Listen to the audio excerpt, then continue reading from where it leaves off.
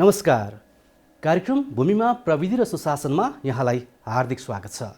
भूमि व्यवस्थापन तथा अभिलेख विभाग र नेपाल टेलिभिजनको संयुक्त प्रस्तुति कार्यक्रम भूमिमा प्रविधि र सुशासनको साथमा उपस्थित छु म केशव घिमिरे। दर्शकवृन्द, हामीले यस कार्यक्रममा जग्गा प्रशासनका क्षेत्रमा भूमि व्यवस्थापन तथा अभिलेख विभागले गरिरहेका विभिन्न कार्यहरू समावेश गर्ने गर्छौँ।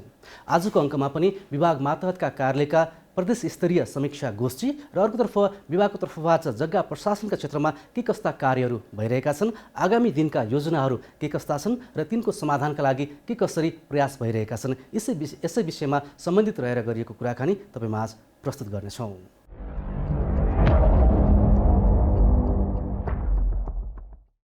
भूमि व्यवस्थापन तथा अभिलेख विभागको आयोजनामा कर्णाली प्रदेश र सुदूरपश्चिम प्रदेश स्तरीय भूमि सुधार तथा मालपोत कार्यालयहरूको वार्षिक प्रगति समीक्षा गोष्ठी सम्पन्न भएको छ।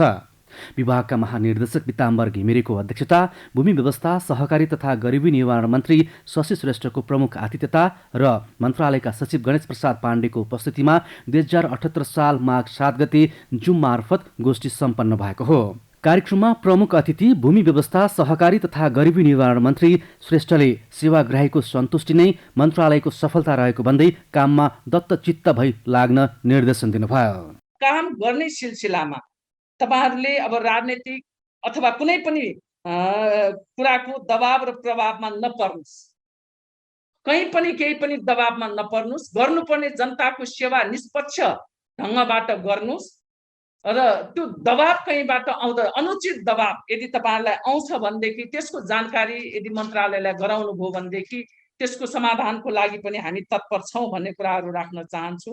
र एकीकृत ऐन नभएको कारणले गर्दाखेरि हामीलाई अप्ठ्यारो पर्यो भन्ने खालको कुरा पनि चाहिँ उठाउनु भएको छ। हामी एकीकृत ऐन निर्माणको क्रममा छौं र हामीले चाहिँ तात्कालीन, मध्यकालीन र दीर्घकालीन योजना पनि तर्जुमा गरेर अगाडि बढ्न लागिरहेको कुरा पनि यहाँहरूलाई जानकारी गराउन चाहन्छु। कार्यक्रममा मन्त्रालयका सचिव गणेश प्रसाद पाण्डेले काम गर्ने सिलसिलामा समस्या भएमा मन्त्रालय र विभागका पदाधिकारीलाई सम्पर्क गरी समाधान खोज्न सुझाव दिनुभयो। मालपोत कार्यालय, नापी कार्यालय भनेको जनताको एकदमै नजिकबाट जनताले सम्बन्ध राख्ने र सरकारप्रति धारणा बनाउने चाहिँ निकायहरू। सबैलाई चाहिँ समस्या के हो भन्दाखेरि आफ्नो चाहिँ सन्तति भन्दा नि सम्पत्तिको धेरै माया हुन्छ। त्यसको संरक्षण गरेर तपाईहरु ट्रस्टीको रूपमा चाहिँ बस्नु भएको छ। त्यो हिसाबमा आफूलाई गौरवान्वित ठान्दै सेवा प्रवाहमा तपाईहरुले तदारुकता, उत्सुकता, जागरुकता चाहिँ देखाउन सक्नुपर्छ र सबै सेवाग्राहीको मन जित्न सक्नुपर्छ। यसैगरी कार्यक्रममा भूमि व्यवस्थापन तथा अभिलेख विभागका महानिर्देशक पिताम्बर घिमिरेले जग्गा प्रशासन र नयाँ प्रविधिको विषयमा तालिम आवश्यक रहेको र सो सम्बन्धी कार्यलाई प्राथमिकताका साथ अघि बढाउने बताउनुभयो। जग्गा प्रशासन र हाम्रो यो चाहिँ एलआरएम अथवा पामको सम्बन्धमा तालिमको कुरा गर्नुभयो। यो चाहिँ स्वाभाविक हो। नयाँ स्वरूप फेरि पनि स्वभावबाट आएको नयाँ कर्मचारीहरूलाई यो हाम्रो प्रणालीको बारेमा, त्यसपछि गएर जग्गा प्रशासनको बारेमा अलिकति ओरिएन्टेसन हुनै पर्छ। यो हामीले पनि महसुस गर्यौं। अलिकति सेमी टेक्निकल भएको जस्तो चाहिँ सेवा भएकोले यतापट्टि अब हामीले यो नयाँ आएर आउनेको यस्तो हुन्छ, कर्मचारी एकैचोटि सेवा गरेर नआउने, एउटा दुईटा आउँछ, अब त्यो तालिम दिएर पठाउन अलिकति व्यावहारिक नभएको कारणले गर्दाखेरि त्यस्तो हुन गएको हो। अब कम्तीमा पनि विभागमा सौर्यबाट विभागमा पदस्थापना हुने कर्मचारीलाई सिस्टमको बारेमा र जग्गा प्रशासनको बारेमा 1-2 दिनको ओरिएन्टेसन तालिम हामी चाहिँ दिएर पठाउने चाहिँ यो सुरुवात गर्ने सोचमा छौँ। विभागका प्रवक्ता कृष्ण प्रसाद भण्डारीको सञ्चालनमा भएको गोष्ठीमा सुदूरपश्चिम प्रदेशका 12वटा कार्यालय र कर्णाली प्रदेशका 12वटा कार्यालय गरी 24वटा कार्यालयहरूका प्रमुखको सहभागिता रहेको थियो। गोष्ठीमा सहभागी मालपोत कार्यालयका प्रमुख प्रतिनिधिहरूले आर्थिक वर्ष 2077-78 मा सम्पादन भएका कार्यालयहरूको प्रगति विवरण प्रस्तुत गर्नुभएको थियो।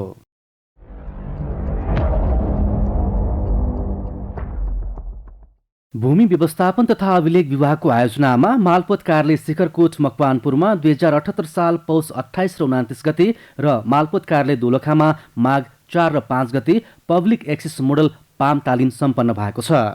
मालपोत कार्यालय शिखरकोटमा भएको तालिममा शाखा अधिकृत विष्णुकुमार महत र कम्प्युटर अधिकृत बलराम काफ्लेले सहजीकरण गर्नुभएको थियो भने मालपोत कार्यालय दोलखामा भएको कार्यक्रममा शाखा अधिकृत विष्णुकुमार महत र कम्प्युटर अधिकृत हरिशरण थापाले सहजीकरण गर्नुभएको थियो।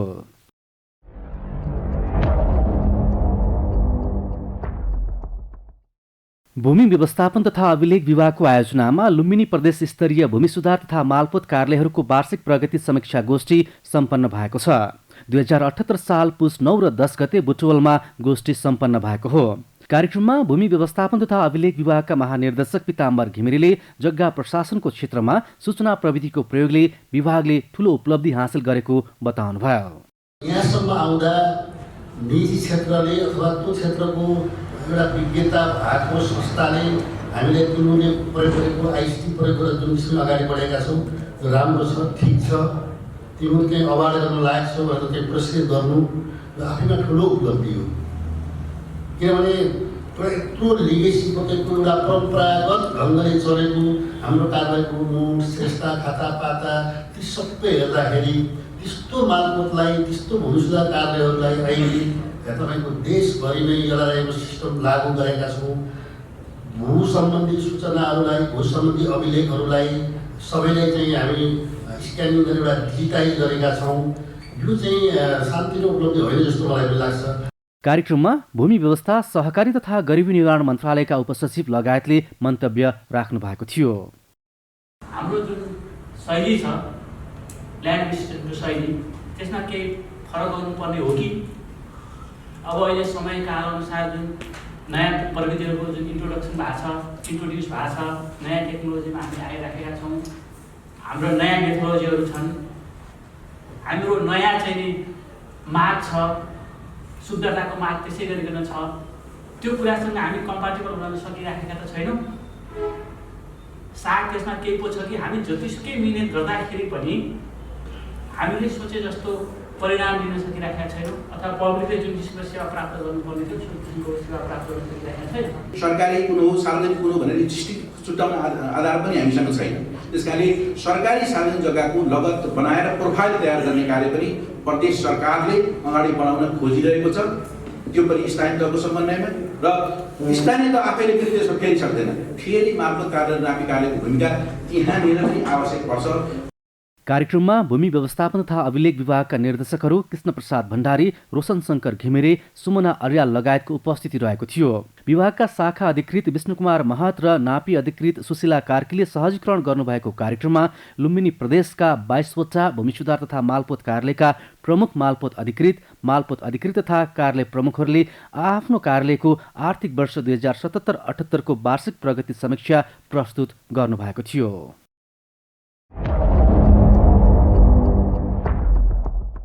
दर्शकवृन्द, भूमि व्यवस्थापन तथा अभिलेख विभागले जग्गा प्रशासनमा सूचना प्रविधिको प्रयोगलाई उच्च प्राथमिकता दिँदै आएको छ। यसकै कारण विभागले पछिल्लो समय आइसिटी अवार्ड पनि प्राप्त गर्न सफल भएको छ। विभागले यसरी अवार्ड प्राप्त गर्दै गर्दा आगामी दिनमा कस्ता योजना बनाएको छ, कस्ता विषयवस्तुलाई प्राथमिकतामा राखेको छ र आगामी योजनालाई पूर्ण बनाउनका लागि विभागको तर्फबाट के कस्ता कार्य हुँदैछन्, यिनै विषयमा केन्द्रित रहेर आज हामीले भूमि व्यवस्थापन तथा अभिलेख विभागका महानिर्देशक पिताम्बर घिमिरेसँग कुराकानी गर्दैछौँ। महानिर्देशकज्यू, यहाँलाई कार्यक्रममा स्वागत छ। हस्, धन्यवाद। यति बेला विभागले यो महामारीको बेलामा आफ्ना सेवाहरू कसरी अगाडि बढाइरहेको छ, कसरी प्रवाह गरिरहेको छ, यहीँबाट कुराकानी सुरु गरौँ। कोभिड-19 को जुन तेस्रो लहर ओमिक्रोनको सङ्क्रमण जुन भएको छ त्यसबाट चाहिँ हाम्रा धेरै कार्यालयहरू पनि प्रभावित भएको अवस्था छ। खास गरेर कतिपय कार्यालयहरूमा कर्मचारी नै सङ्क्रमित भएको अवस्था छ र त्यस कारणले गर्दाखेरि पनि तपाईँको केही सेवाहरू स्थगित गर्नुपर्ने अवस्था सिर्जना भएको छ। अर्कोतर्फ जिल्लामा डिसिएमसीको निर्णय प्रमुख जिल्ला अधिकारीको संयोजकत्वमा हुन्छ, उसले पनि गरेको निर्णयहरूलाई चाहिँ कार्यान्वयन गर्ने सन्दर्भमा धेरै कार्यालयहरूमा जहाँ कर्मचारीहरू सङ्क्रमित भएको कारणले गर्दाखेरि र धेरै भिडभाड गर्दाखेरि थप सङ्क्रमणको जोखिम बढ्ने भएको हुनाले हामीहरूले कार्यालयहरूलाई डिसिएमसीको निर्णयअनुसार पनि गर्नुहोस् र अर्को कुरा कार्यालयको अत्यावश्यक काम र भित्रको आन्तरिक काम चाहिँ गर्ने जति कर्मचारीहरू उपलब्ध हुन सक्नुहुन्छ कार्यालय खोल्ने, आन्तरिक काम गर्ने र अति जरुरी कामहरू गर्ने जो सङ्क्रमित भएको कर्मचारी साथीहरू हुनुहुन्छ उहाँहरूलाई आइसोलेसनमा राख्ने भनेर त्यस ढङ्गले कतिपय कार्यालयहरूले त्यसरी काम गरेको अवस्था छ र कतिपय कार्यालयहरूमा तपाईँको कर्मचारीहरू कार्यालयमा आएर उपस्थित भएर काम गर्न सक्ने अवस्था छ भएको कार्यालयहरूको हकमा जिल्लाको डिसिएमसीको निर्णय अनुकूल हुने गरी विभिन्न पालिका वाइज तपाईँको आइतबार सोमबार अब निश्चित पालिका तोकेर त्यस हिसाबले पनि तपाईँको हप्तामा त्यसरी पनि काम गरेको अवस्था छ, त्यसरी सेवा दिइरहेको अवस्था छ। अनलाइन प्रणालीले गर्दाखेरि भिडभाड कम गर्ने सन्दर्भमा भूसेवा केन्द्रमा उहाँहरू जानुहुन्छ, आफ्ना कागजातहरूसहित आफ्नो चाहिँ कारोबार के हो त्यसको विवरण चाहिँ त्यहाँ पेस गर्नुहुन्छ, त्यसपछि त्यहाँबाट चाहिँ अनलाइन थ्रु कार्यालयमा जान्छ, कार्यालयको चाहिँ सर्भिस डेस्कबाट काम अगाडि बढेर त्यसरी पनि गरेका छौँ र यो प्रणालीले निश्चित रूपमा अनलाइन प्रणाली विद्युतीय माध्यमबाट गर्ने उसले भिडभाड कम गर्नलाई सहयोग पुर्याएको अवस्था। जग्गा प्रशासन सम्बन्धी सेवालाई सहज र पारदर्शी बनाउनका लागि विभागले यस अघिदेखि नै विभिन्न कार्यक्रमहरू सञ्चालन गरिरहेको छ र विभिन्न प्रणालीहरू सञ्चालनमा आएका छन्। अहिले पछिल्लो समयमा विभागले कुन र कस्ता कार्यक्रमहरूलाई अगाडि बढाएको छ? अनि हामीले खास गरेर तपाईँको मोटामोटी रूपमा 3टा कुरालाई अलिकन जोड दिएर म यहाँ आइसकेपछि पनि खास गरेर सेवा प्रवाहलाई कसरी सुधार गर्न सकिन्छ र सुशासनको अनुभूति हाम्रो सेवाग्राहीले पाउन सक्ने गरी सेवा प्रवाहलाई कसरी चाहिँ छिटो छरितो बिना झन्झट र गराउन सकिन्छ, त्यसै गरेर प्रक्रियागत सरलीकरणहरू जस्तै अहिले हामीले युज गरेका प्रयोगमा ल्याएका चाहिँ फारमहरू, निवेदनहरू, विभिन्न कागजातहरूको चाहिँ कटौती गरेर अथवा चाहिँ भनौँ न अनावश्यक भर्न नपर्ने अनावश्यक कागजहरू केही कटौती गर्न सकिन्छ कि, अथवा मालपोत भूमि सुधार तथा मालपोत कार्यालयहरूमा तपाईँको कसरी चाहिँ एउटै ओनडोर पोलिसी, एउटै चाहिँ तपाईँको कार्यालयको लेआउट मिलाएर एउटै डेस्कबाट काम प्रदान गर्न सकिन्छ, यी सबै कुराहरूको काम गरिरहेको अवस्था छ। त्यसरी सेवा प्रवाहलाई हुन्छ। जस्तै मैले तपाईँलाई उदाहरणको लागि यहाँ चाहिँ म आइसकेपछि हामीले हेल्प डेस्क कार्यालयमा सेवाग्राहीहरूलाई पहिलोचोटि गएर ठोकिने भने त्यहाँ हो। हेल्प डेस्कमा गएर त्यहाँ चाहिँ फारम निवेदनका कुराहरू, त्यसपछि अब अनलाइन प्रणाली मार्फत गएका कहीँ कागजातहरूलाई चाहिँ तपाईँको फरवार्ड गर्ने सन्दर्भमा होस् अथवा त्यहाँ चाहिँ कसको जिम्मेवारी के हो, सबै कुरा सहयोग गर्नको लागि एउटा चाहिँ टर्म्स अफ रेफरेन्स TOR बनाएर देशभरिकै सबै 126 मालपोत कार्यालयहरूमा हेल्प डेस्क सञ्चालन गर्न चाहिँ भनेर परिपत्र गरिसकेको अवस्था छ र धेरै मालपोत कार्यालयहरूले हेल्प डेस्क राखेर हेल्प डेस्क मार्फत पनि त्यहाँ आउने सेवाग्राहीहरूलाई सेवा दिइरहेको अवस्था छ। अब यसमा तपाईँको जनशक्तिको कुरा आउँछ, त्यसपछि गएर लजिस्टिकको कुरा, बजेटको कुरा भएको कारणले गर्दाखेरि अहिले हामीले जे जति स्रोत साधन छ त्यसैलाई उपयोग गरेर चाहिँ काम गरिरहेको अवस्था छ र आगामी आर्थिक वर्षमा यो हेल्प डेस्कलाई अझै प्रभावकारी गराउनको लागि बजेटको पनि व्यवस्था गर्ने हामी सोचमा छौँ। त्यसै गरी तपाईँको यो चाहिँ टोकन प्रणाली लागू गर्ने, किनभने भिडभाड कम हुने र चाहिँ मानिसहरूको एकैचोटि सबैले सेवा लिन खोज्दाखेरि समस्या उत्पन्न भएको हुनाले टोकन सिस्टम पनि लागू गर्नको लागि हामीले गृह कार्य सुरु गरिरहेका छौँ। कतिपय मालपोत कार्यालयहरूमा, भूमि सुधार कार्यालय तथा मालपोत कार्यालयहरूमा टोकन प्रणाली पनि लागू गरिसकेको अवस्था छ र जहाँ लागू भएको छैन त्यहाँ चाहिँ हामीले विभागबाटै तपाईँको बेला एपोइन्टमेन्ट सिस्टम पनि भन्छ होइन। अब जस्तै कुनै पनि सेवाग्राहीले अनलाइन मार्फत त्यहाँ आफ्नो चाहिँ सबमिसन गरिसकेपछि, डकुमेन्टहरू सबमिसन गरिसकेपछि अथवा त्यहाँ चाहिँ आफ्नो काम फलानु यति गते यति यो बार यति बजे तपाईँको चाहिँ पालो आउँछ, ठ्याक्क तपाईँ आउनुहोस् भनेर जुन जानकारी दिन सक्ने उहाँहरूलाई त्यस्तो किसिमको एप्लिकेसन चाहिँ तयार विभागले गरिरहेको अवस्था छ होइन। हामी बजेट त्यसलाई छुट्याएर TOR बनाएर त्यो पब्लिक एपोइन्टमेन्ट सिस्टम पनि लागू गर्ने, त्यो एपोइन्टमेन्ट सिस्टम लागू गरिसकेपछि मान्छेहरू एकैचोटि गएर भिडभाड नहुने र त्यहाँ उहाँहरूलाई आफ्नो पालोमा ठ्याक्क जाने अवस्था पनि सिर्जना हुन्छ। त्यतापट्टि पनि हामी अहिले चाहिँ विभागले गृह कार्य गरिरहेको छ र त्यो चाहिँ केही दिनपछि हामी सबै देशभरिकै मालपोत कार्यालयहरूमा त्यो लागू गर्नेछौँ।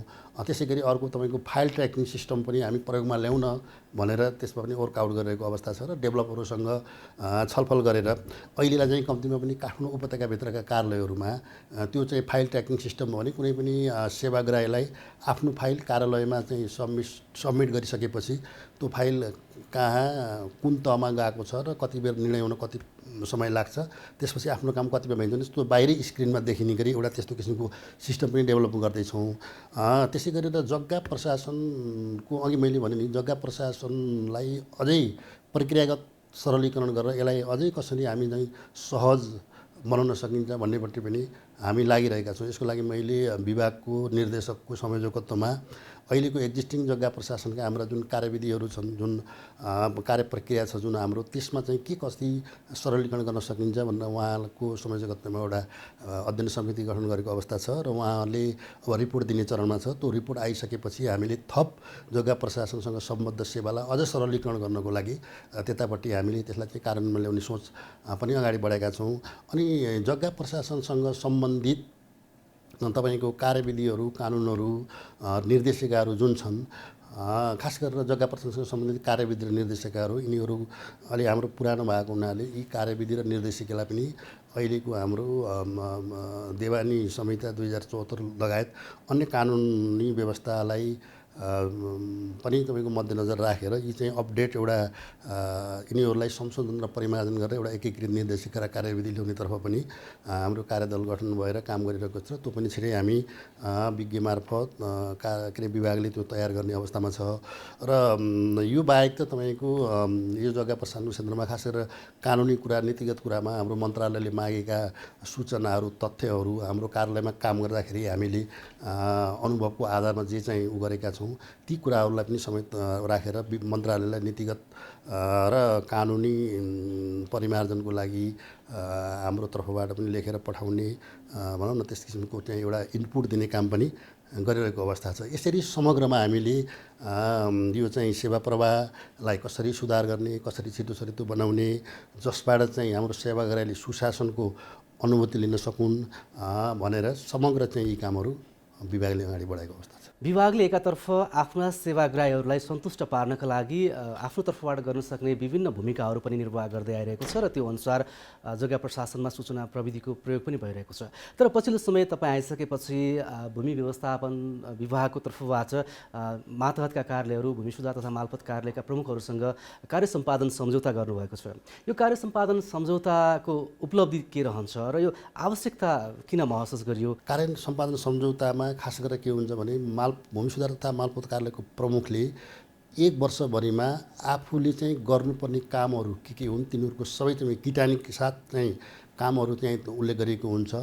त्यो काम कति समय अवधिभित्र सम्पन्न गर्ने, काम सम्पन्न गर्नको लागि काम सम्पन्न भयो कि भएन भनेर कसरी चाहिँ तपाईँको मापन गर्ने सूचकहरू के हुन् र त्यसको चाहिँ वेटेज के हो र काम सम्पन्न भइसकेपछि त्यसको प्रगति कसरी मापन गर्ने, यी सबै कुराहरू काम कार्य सम्पादन सूचक सहित कार्यालय प्रमुखज्यूहरूसँग मैले कार्य सम्पादन सम्झौता पनि गरेको छु। यसबाट के हामीले के अपेक्षा गरेका छौँ भने एउटा कुरो त पहिलो चाहिँ भूमि सुधार तथा मालपोत कार्यालयहरूले चाहिँ गर्नुपर्ने सबै कामहरू, बजेट तथा कार्यक्रमहरूको कार्यान्वयनदेखि लिएर सेवा प्रवाहका कुराहरूदेखि लिएर अर्धन्यायिक मुद्दा मामिला जुन छन् यी कुराहरूदेखि लिएर सबै कुराहरूलाई चाहिँ हामीले टाइम फ्रेमसहित यति समयभित्र यसरी गर्ने, त्यसको चाहिँ अङ्कभार यति हुन्छ, त्यो कार्य सम्पादन सूचक चाहिँ यिनी हुनेछन् र त्यसको मेजरमेन्ट चाहिँ रिजल्ट आयो कि आएन भनेर मापन गर्ने सूचक समेत त्यहीँ राखेर हामीले चाहिँ कार्य सम्पादन सम्झौता गरेका छौँ। र त्यसमा चाहिँ कुनै कार्यालय प्रमुखले जमाउनु निश्चित रकमभन्दा बढी ल्यायो भने अति उत्तम भनेर एउटा चाहिँ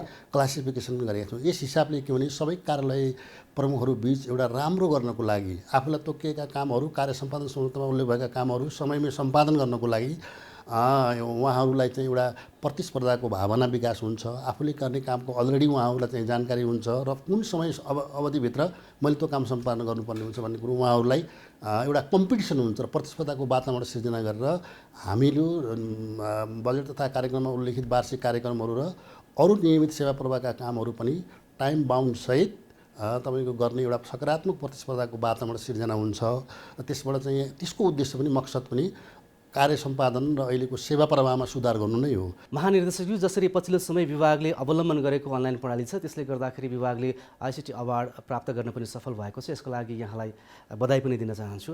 खास गरी हामीले यसरी सेवा प्रवाहलाई चुस्त दुरुस्त पार्दै गर्दा पनि कतिपय ठाउँहरूमा गुनासाहरू पनि नआएका हुँदैनन्, आउने गरेका हुन्छन्।